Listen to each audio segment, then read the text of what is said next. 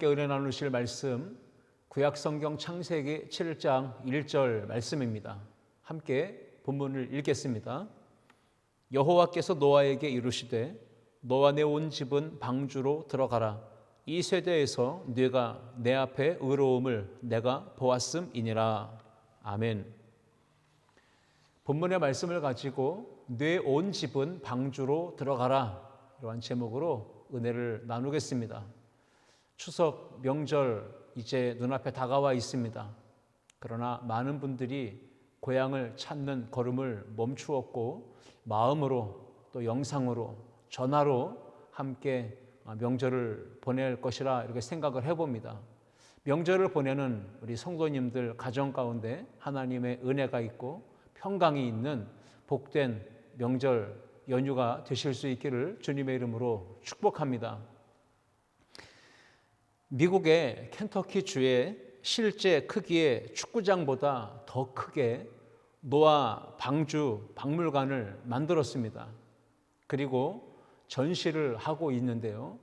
많은 사람들이 찾아가서 노아 방주를 실제 관람하면서 성경 속에 있는 방주를 믿음으로 그려보며 하나님의 은혜를 체험하는 시간들을 갖고 있다고 합니다. 성경에 나오는 노아 방주를 실제 크기로 제작한다면 어느 정도의 규모가 될까요? 성경 창세기 6장 14절부터 16절을 보시면 노아 방주가 어떤 자재로 만들어졌고 얼마나 큰 크기로 지어졌으며 노아 방주는 어떤 구조를 가지고 있는지 설명하고 있습니다. 14절부터 16절까지 읽습니다. 너는 고페르 나무로 너를 위하여 방주를 만들되 그 안에 칸들을 막고 역청을 그 안팎에 칠하라. 네가 만들 방주는 이러하니 그 길이는 300규빗, 너비는 50규빗, 높이는 30규빗이라. 거기에 창을 내되 위에서부터 한 규빗에 내고 그 문은 옆으로 내고 상중하 3층으로 할지니라. 아멘. 지금 읽은 본문 말씀에 규빗이라고 하는 단어가 나왔습니다. 규빗이라는 말은 손가락 끝에서부터 팔꿈치까지의 길이를 의미하는 겁니다. 그래서 한 규빗이 보통 45cm에서 50cm 된다고 보시면 되는데요. 노아 방주의 크기를 이야기할 때 길이가 300규빗이라고 이야기했습니다.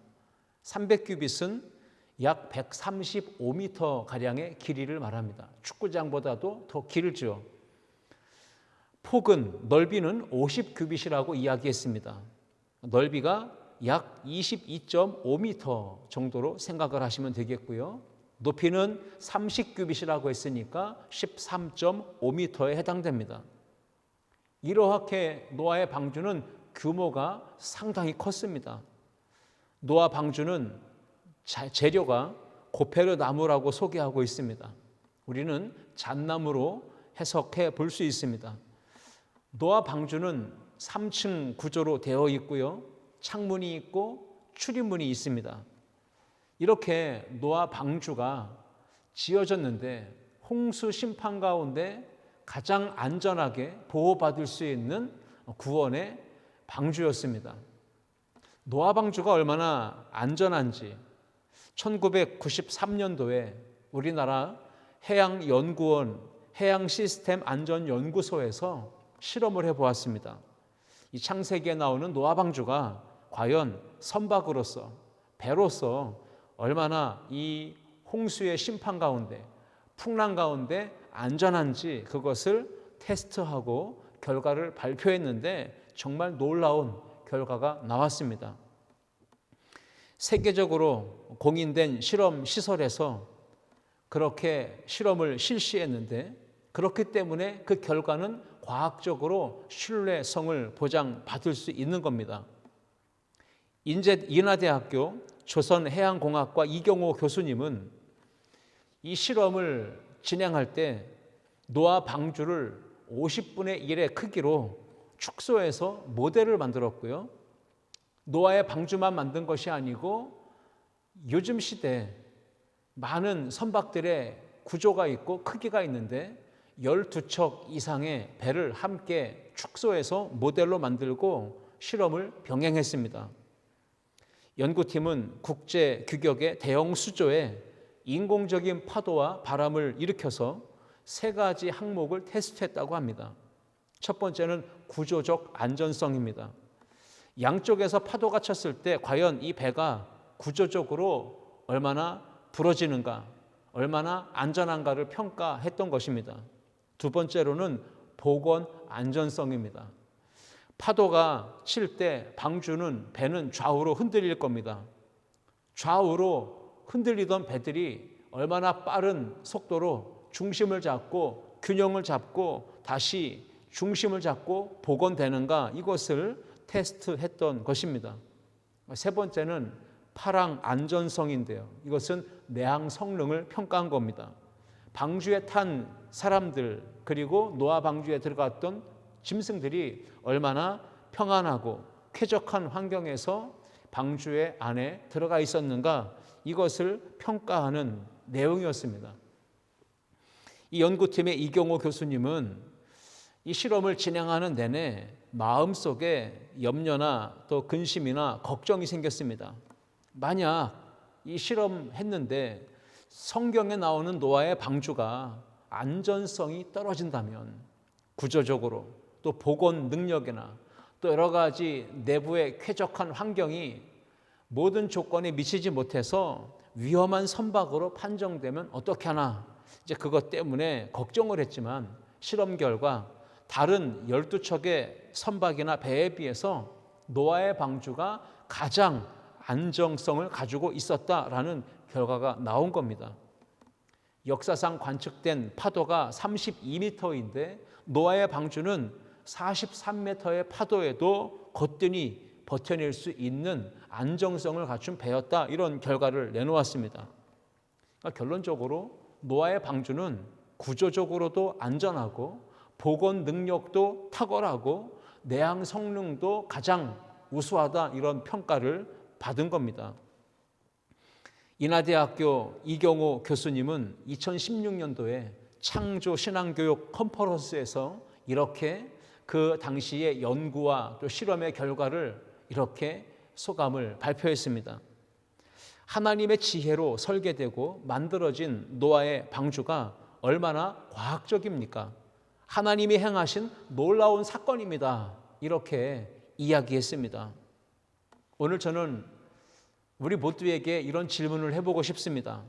하나님께서 놀라운 지혜와 능력으로 노아와 함께 방주에 들어갔던 가족들 뿐만 아니라 그 모든 짐승들까지도 보호해 주시고 생명을 구원해 주셨다면 지금 코로나19의 전염병에 이런 감염으로 인하여 직격탄을 맞고 있고 질병으로 또는 경제적 어려움으로 일상의 삶의 마비로 큰 고난과 시련을 겪고 있는 우리들을 하나님은 놀라운 지혜와 능력으로 구원하여 주시지 않겠습니까?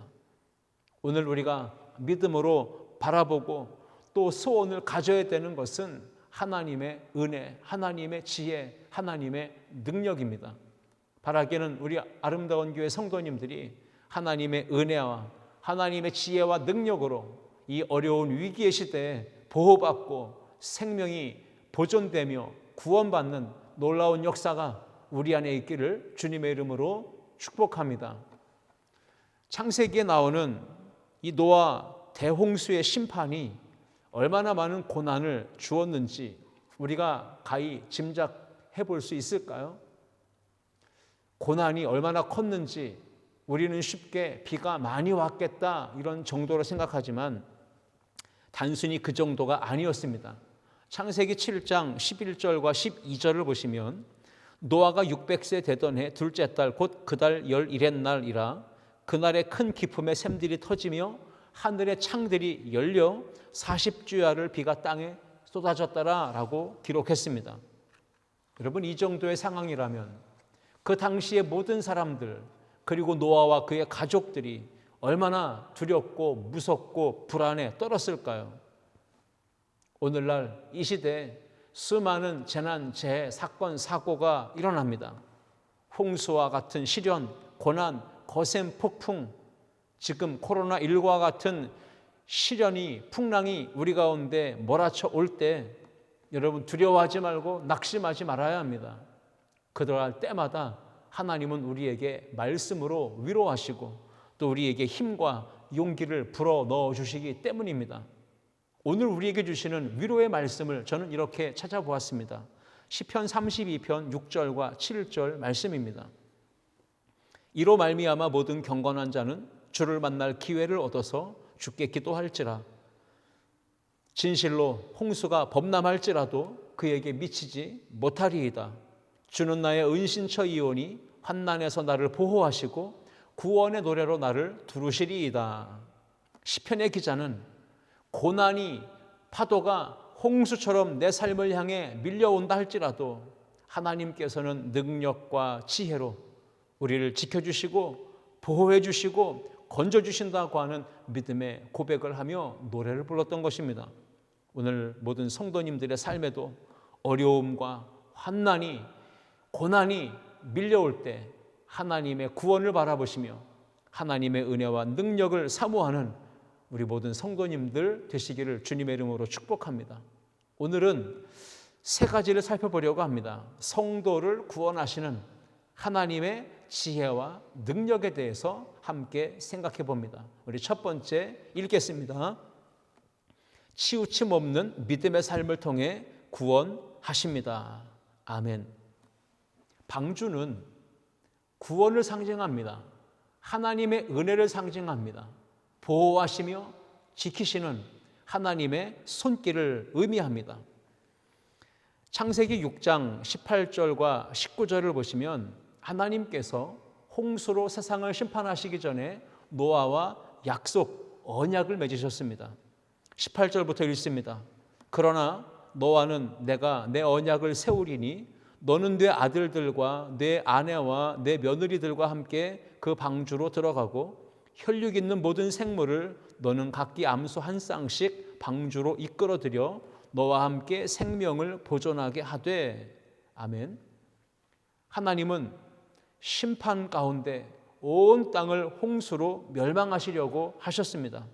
그러나 유일하게 방주에 탔던 노아와 그의 가족들 그리고 모든 동물들은 생명이 보존될 수 있었습니다. 어떻게 해서 하나님은 노아와 그의 가족, 그들을 홍수의 심판 가운데서 생명을 보존시켜 주실 수 있었을까요? 하나님은 왜 그렇게 방주에 들어간 노아와 그의 가족의 생명을 구원해 주신 것일까요? 그 이유를 창세기 7장 1절 말씀은 이렇게 기록하고 있습니다. 여호와께서 노아에게 이르시되 너와 내 온 집은 방주로 들어가라. 이 세대에서 네가 내 앞에 의로움을 내가 보았음이니라 라고 말씀했습니다. 그 시대가 어떤 시대였습니까? 모든 사람이 하나님 앞에서 온전치 못했습니다. 사람들은 육신의 욕망을 따라 살았습니다. 여호와께서 사람의 죄악이 세상에 가득한 것을 보셨고 인간들의 마음에 생각하는 모든 계획이 항상 악할 뿐임을 보셨다라고 창세기 6장 5절에는 기록하고 있고요. 이어지는 6절에서는 땅 위에 사람을 지으셨음을 하나님이 한탄하시며 마음에 근심하셨다라고 하셔요. 그리고 7절에서는 내가 창조한 사람을 내가 지면에서 쓸어버리되 사람도 가축도 땅에 기는 것도 공중의 새까지 그렇게 하나님이 심판하시겠다 말씀하십니다. 여러분, 이 정도로 그 당시에 모든 사람, 온 땅이 하나님 앞에 부패했고 포악함이 온 땅에 가득했다라고 했습니다. 그러한 시대 가운데 하나님은 심판을 작정하셨어요. 그러나 오늘 창세기 7장 5절을 보시면 그러나 노아는 여호와께 은혜를 입었다고 기록하면서 창세기 7장 5절 말씀에 따르면 그가 구원받은 이유를 이렇게 소개해 주고 있습니다. 노아가 여호와께서 자기에게 명하신 대로 다 준행하였더라 라고 기록합니다. 하나님께서 말씀하신 것을 순종했다는 뜻입니다. 하나님의 은혜를 입었던 노아, 그는 창세기 6장 9절 말씀처럼 노아는 의인이요 당대의 완전한 자라, 그는 하나님과 동행하였으며 라고 기록하고 있잖아요. 하나님이 구원하시는 백성들은 당대의 완전한 자요 의인이요 하나님께 은혜를 입지 않으면 구원을 받을 수가 없는 것입니다. 우리가 구원을 받기 위해서는 하나님의 은혜를 입어야 합니다.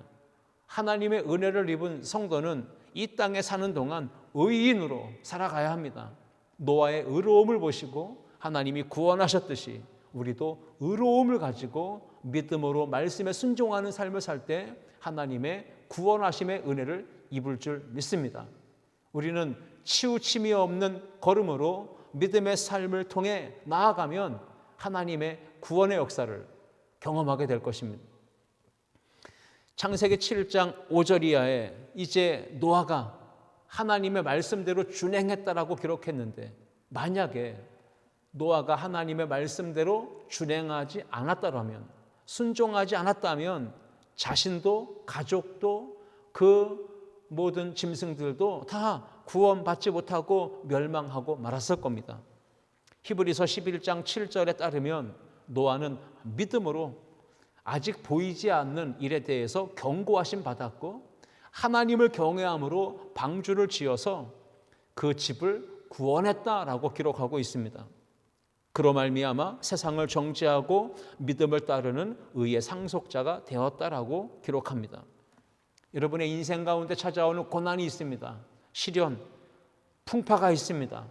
건강으로, 때로는 재정적 어려움으로, 때로는 인간적 관계의 파괴로, 때로는 여러분의 꿈과 계획과 일들에 있어서 진로, 진학, 취업, 결혼 등의 문제가 생길 때 우리는 그 힘든 인생의 길에서 흔들리며 주저앉으며 낭망할 때가 많습니다. 여러분 생각해 보셨습니까? 진짜 내 인생 가운데 찾아온 힘든 시련들은 무엇입니까? 눈에 보여지는 그러한 환경적인 요인들입니까? 저는 그것보다 더 심각한 문제는 우리 안에, 내면의 세계에 있다고 봅니다. 오히려 우리 안에서 내부적으로 찾아오는 이 거센 풍파, 거센 죄악의 파도를 우리가 이겨내지 못한다면 우리는 파손하는 인생 되고 좌초하고 말 것입니다.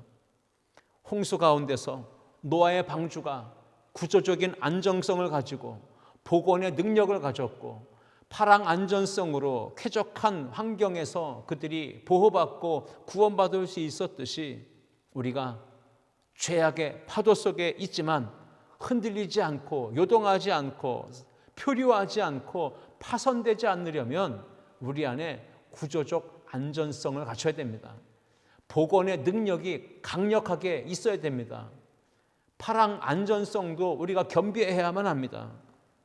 우리 안에 죄에 대한 이 바이러스가 침투하지 못하도록 우리 안에 철저한 모든 믿음의 체계가 온전하게 자리 잡고 있어야 된다는 사실입니다. 마태복음 7장 26절과 27절에서 예수님은 이렇게 경고하셨어요. 나의 이 말을 듣고 행하지 아니하는 자는 그 집을 모래 위에 지은 어리석은 사람 같으리니 비가 내리고 창수가 나고 바람이 불어 그 집에 부딪힘에 무너져 그 무너짐이 심하니라 했습니다. 하나님 말씀에 순종하지 않는 의로움이 없는 삶은 반드시 하나님의 심판을 받습니다. 위기가 다가오고 재난이 다가오고 비가 내리고 창수가 나고 바람이 불 때 무너짐이 심하다라고 기록했잖아요. 코로나19의 위기 상황에서 우리가 힘써야 되는 것은 소독하고 방역하고 관계를 거리를 두고 철저하게 우리의 삶을 보호하는 것도 중요하겠지만 그보다 사실 더 중요한 건 외부적인 차단보다도 우리의 내면의 세계를 방역하고 소독하고 안전하게 차단하는 것이 훨씬 더 중요하고 급선무입니다. 사단의 시험과 죄의 유혹이 거센 파도처럼 우리 가운데 밀려올 때 하나님의 은혜와 긍휼을 구하면서 예수 그리스도의 보혈의 능력과 말씀과 성령으로 무장해서 마음을 방역하고 소독해서 죄악의 바이러스가 하나도 우리 삶 가운데 틈타지 못하도록 차단해 나가야 할 것입니다. 고난의 파도가 밀려올 때 우리를 이기게 하고 반드시 승리하게 하는 것은 믿음입니다. 하나님의 말씀에 대한 순종의 의로운 삶입니다. 그러할 때 구원의 방주가 되시는 예수 그리스도의 몸된 교회, 그것이 바로 이 시대의 구원의 방주입니다. 예수님께서 구원의 방주가 되는 삶은 말씀에 순종하고 말씀을 붙잡고 나아가는 겁니다. 로마서 8장 35절에 바울이 이렇게 선포했습니다. 누가 우리를 그리스도의 사랑에서 끊으리요? 환난이나 곤고나 박해나 기근이나 적신이나 위험이나 칼이랴. 그 어떤 것도 우리를 하나님의 사랑에서 끊을 수 없다라고 말했습니다. 여러분, 코로나19의 이 감염병 때문에, 그리고 세상에 어떤 풍랑과 또 홍수의 심판과 위험이 우리 가운데 다가올 때라도 우리는 하나님의 사랑 안에 있기에 그 사랑 안에서 우리를 끊을 수 없다라고 하는 믿음을 가지시고 철저하게 온전히 치우침 없는 믿음으로 하나님 앞에 나아가서 구원의 역사를 체험하는 우리 모두가 되시기를 주님의 이름으로 축복합니다. 두 번째, 우리 함께 읽겠습니다. 필요를 채워주시는 은혜로 구원하십니다. 하나님께서 노아와 맺으신 언약을 가리켜 보존의 언약이라고도 부릅니다. 생명을 지켜주시고 보존해 주시는 언약, 하나님의 창조 질서를 보존시켜 주시는 언약이라고 하는 의미가 있습니다. 창세기 6장 19절로 20절을 보시면 혈육 있는 모든 생물을 너는 각기 암수 한 쌍씩 방주로 이끌어들여 너와 함께 생명을 보존하게 하되 새가 그 종류대로 가축이 그 종류대로 땅에 기는 모든 것이 그 종류대로 각기 둘씩 네개로 나아오리니 그 생명을 보존하게 하라 말씀하셨습니다.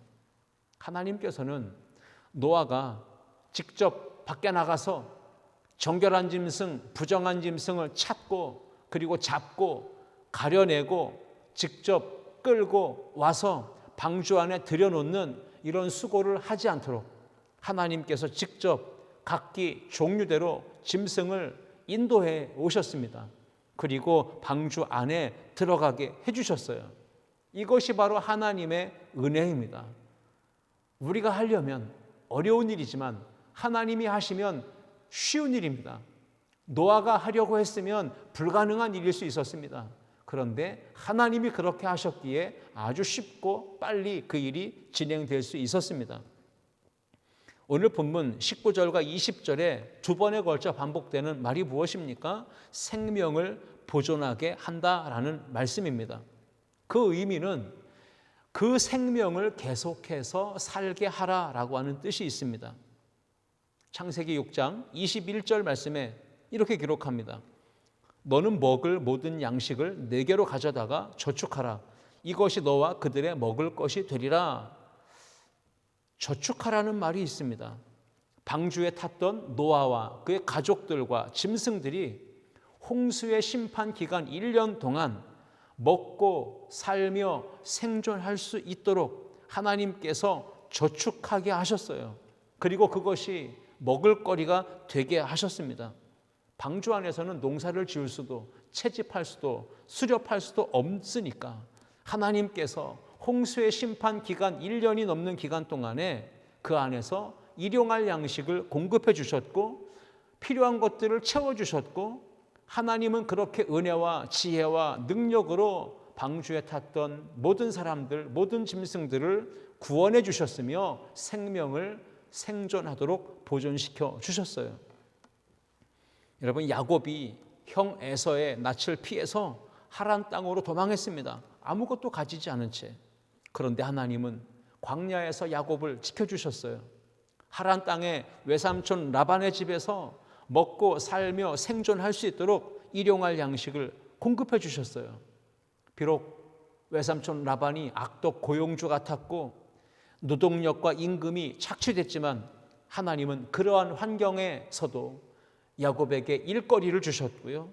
배우자도 허락해 주셨고요.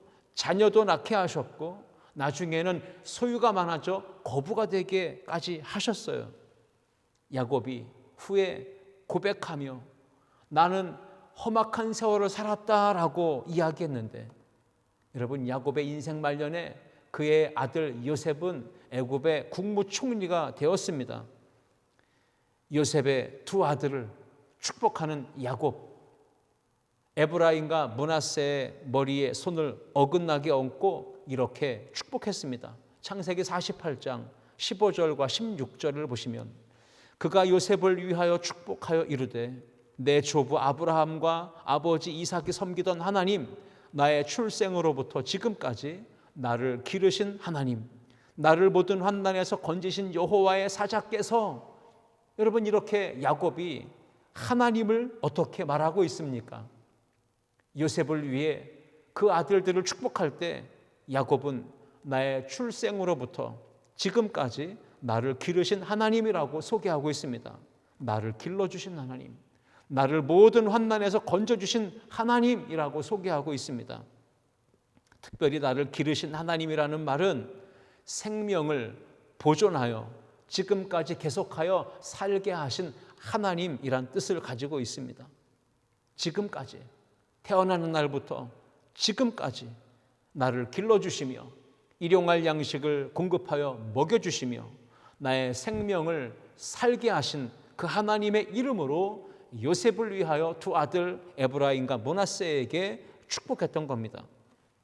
하나님 아버지께서 공급해 주시는 분, 필요한 것을 채워주시는 분이심을 잘 아셨던 예수님도 이렇게 말씀하셨습니다. 마태복음 6장 26절 말씀입니다. 공중의 새를 보라, 심지도 않고 거두지도 않고 창고에 모아들이지도 아니하되 너희 하늘 아버지께서 기르시나니 너희는 이것들보다 귀하지 아니하냐라고 말씀하셨습니다. 기르시나니, 우리 하나님 아버지가 기르시는 분이십니다.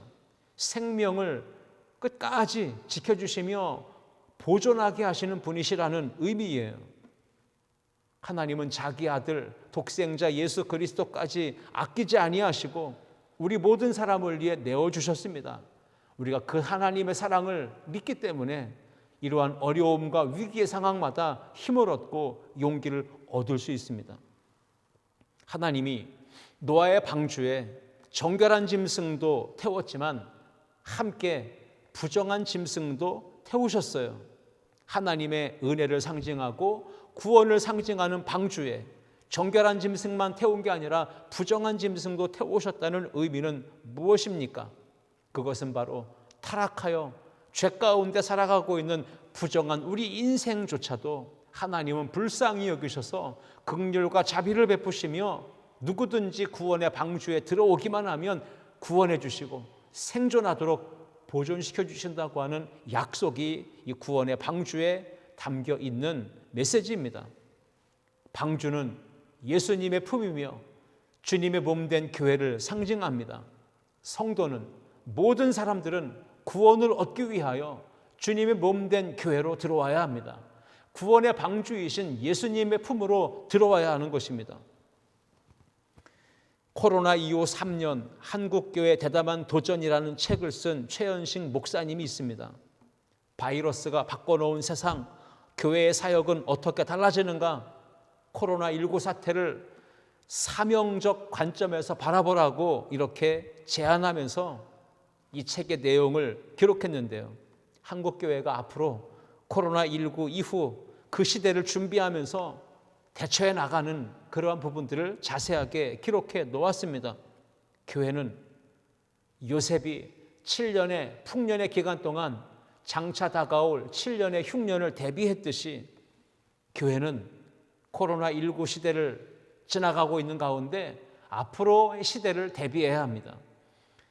사명을 점검해야 하고 복음의 본질을 더 확고히 정비하고 공동체가 한마음이 돼서 사명과 복음의 본질을 붙잡고 나아가야 된다, 이렇게 강조하고 있습니다. 코로나가 얼마나 지속될지 알 수 없는 시기이지만 우리는 창세기 6장 21절 말씀처럼 저축하라는 말씀을 귀담아 들어야 합니다. 앞으로 다가올 재난의 때, 위기의 때, 그때를 위해 지혜롭게 대비하며 저축해야 합니다. 무엇을 저축해야 될까요? 사명감, 복음의 본질, 하나님의 은혜를 저축해 놓고 위기의 때를 극복해 나가는 성도들이 되어야 합니다. 다음 세대를 진리로 말씀으로 철저하게 무장시키며 훈련시켜야 합니다. 그것이 바로 교회의 내일을 위한 저축이 될 것입니다. 바라기는 코로나 시기가 한국교회, 우리 아름다운 교회와 모든 성도들에게 위대한 영적 각성을 주는 시기요, 은혜의 때요, 믿음의 도전을 일으키는 기회의 때가 될 수 있기를 주님의 이름으로 축복합니다.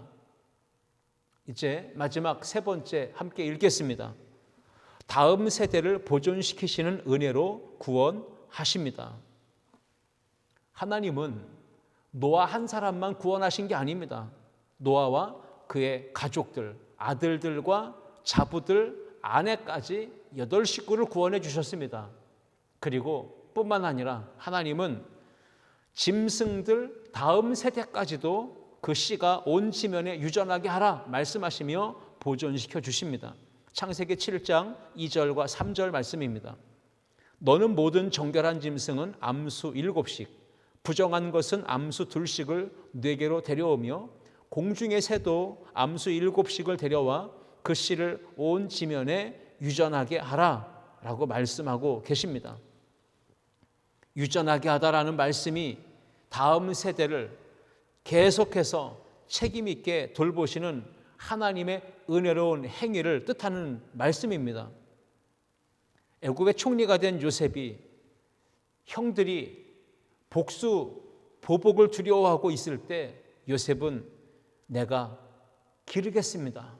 내가 당신들과 당신들의 자녀들까지 내가 책임지고 끝까지 돌보겠습니다. 라고 하면서 기른다라고 하는 표현을 썼습니다. 창세기 50장 21절 말씀입니다. 당신들은 두려워하지 마소서, 내가 당신들과 당신들의 자녀들 그들을 기르리이다 하고 그들을 간곡한 말로 위로하였더라 라고 기록합니다.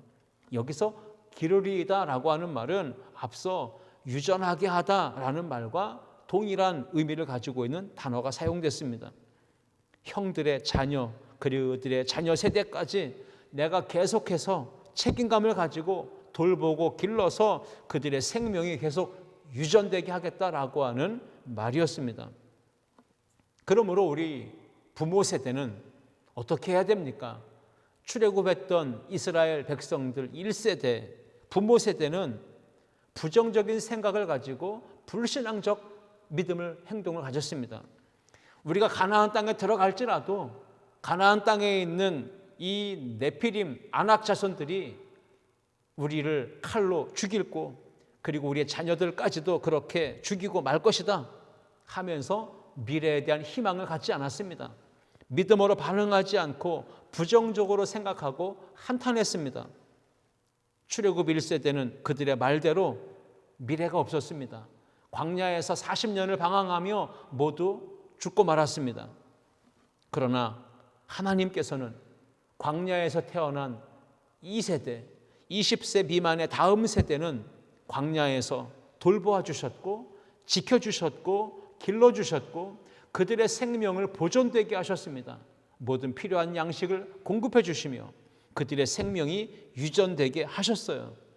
광야에서 태어났던 다음 세대가 하나님의 은혜를 힘입어서 약속의 땅 가나안 땅에 들어갔습니다. 그리고 여호수아와 갈렙과 함께 그 땅을 정복해 나갔습니다. 말씀을 맺겠습니다. 21세기 한국 교회 미래는 다음 세대인 우리의 자녀들, 교회 학교 어린 자녀들에게 있습니다. 그러나 안타깝게도 지금 코로나19 시대를 맞이해서 각 교회마다 다음 세대의 꿈나무들이 숫자가 줄어들고 있고 예배에 참여하는 그러한 젊은 세대, 어린 자녀들 세대가 사라져가고 있습니다.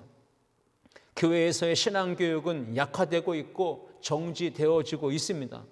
언택트 시대에 교회에서 신앙교육도 중요합니다. 그러나 그보다 더 중요한 것은 각 가정에서 부모님들이 자녀들을 신앙으로 교육하는 것입니다.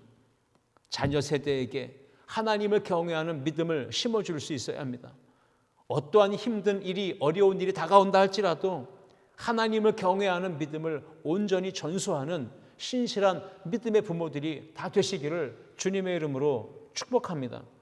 시편 54편 3절 말씀에 이는 뇌가 좌우로 퍼지며 뇌 자손은 열방을 얻으며 황폐한 성읍들을 사람 살 곳이 되게 할 것임이라 이사야 선지자는 그렇게 말씀했습니다. 이어지는 이사야 54장 13절 말씀에도 내 모든 자녀는 여호와의 교훈을 받을 것이니 네 자녀에게는 큰 평안이 있을 것이며 라고 말씀했습니다. 여러분, 부모가 예수님을 믿고 자녀들이 예수님을 믿는다면 그 믿음의 자녀들은 열방을 선물로 얻게 될 것이고요, 좌우로 넓게 퍼져나가게 될 것이고, 하나님의 말씀으로 양육되고 훈련받은 다음 세대는 지혜로 세상을 살아가게 되고 인생 가운데 큰 평안을 누릴 수 있게 될 것이다 라고 말씀하고 있는 겁니다. 노아의 방주를 통해 다음 세대의 생명을 계속해서 유전하시며 살게 하시는 이 하나님의 책임이 있고 아름다운 믿음의 돌보시는 은혜가, 공급하시는 은혜가 오늘 이 예배를 드리는 모든 성도님들 가운데, 그들의 자녀들 가운데 충만하게 하나님의 은혜가 있기를 주님의 이름으로 축복합니다. 가장 힘들고 어려울 때 우리는 어떻게 하나님의 구원을 경험할 수 있을까요? 치우침 없는 믿음의 삶을 통해 하나님의 구원을 경험할 수 있고, 필요를 채워주시는 하나님의 은혜로 우리가 구원의 역사를 맛볼 수 있고, 다음 세대를 보존시켜 주시는 하나님의 놀라운 은혜로 우리는 구원의 역사를 체험할 수 있는 것입니다. 오늘 주신 말씀 붙잡고 또 한 주간 믿음으로 승리하며 나아가는 모든 성도님들 되시기를 주님의 이름으로 축복합니다. 기도하시겠습니다. 하나님 아버지, 감사합니다. 우리 성도들 모두가 다 주님 주신 말씀 붙잡고 치우침 없는 믿음의 삶을 살게 하시고 모든 걸 채워주시며 공급해 주시는 하나님의 은혜를 바라보게 도와주시며 우리의 다음 세대 자녀들을 말씀으로 양육하여 훈련시켜 다음 세대가 앞으로의 미래를 책임지며 나가는 은혜의 세대로 서게 하여 주옵소서. 우리를 그렇게 사용해 주실 하나님을 찬양하며 예수님의 이름으로 기도하옵나이다. 아멘.